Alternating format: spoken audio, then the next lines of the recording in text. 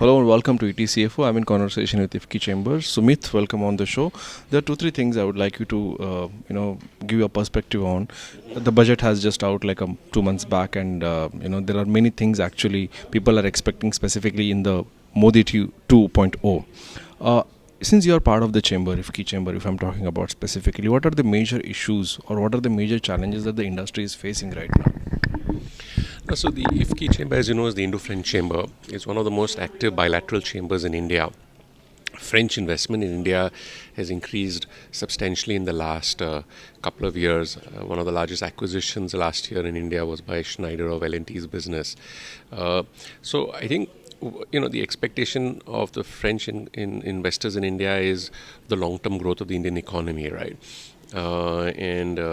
The government has done a great job of marketing India to investors, has put in systems and processes to respond to their challenges, whether it's through Niti Aayog and Invest India, etc.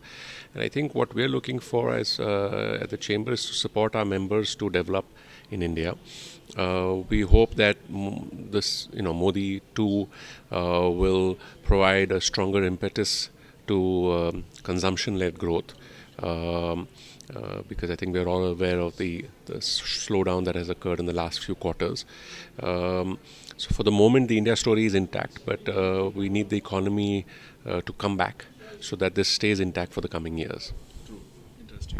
So, specifically, when the government is thinking about $5 trillion economy, and the industry is not, still complaining about the ease of doing business, what are the major challenges do you see specifically, and how do you think the government should address that?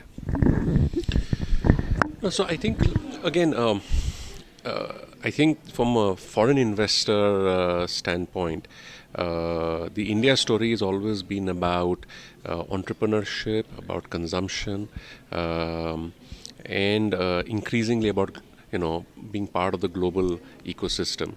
I think if the government takes measures to support these three areas, we should see more investment coming in.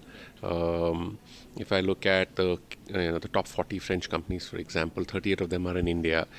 Their businesses today, for some of them, India is already their second business in the world, third largest business in the world, fourth largest business in the world. There are many for whom India is not in the top 10 as yet.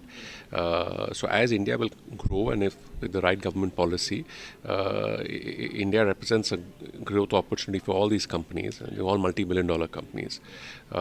So, I think as long as the government, in a sense, fixes the economy and brings investment back and supports consumption, I think the French companies and our members would be very satisfied, right? I think the last point, and just to follow up on what you simply said, when the French companies or many global companies wants to enter into India, when you also say that the consumption-led economy is important, what is bothering these global companies to enter in India? What are those 2-3 major points which they think, or what are those major 2-3 hurdles which they think are very important and government need to crack down? No, I think one of the challenges of India has been that we are known as a complex country to do business, right? Complex is a word that some of us use, but I think for many foreign companies, they think India is complicated. I think the government has made efforts to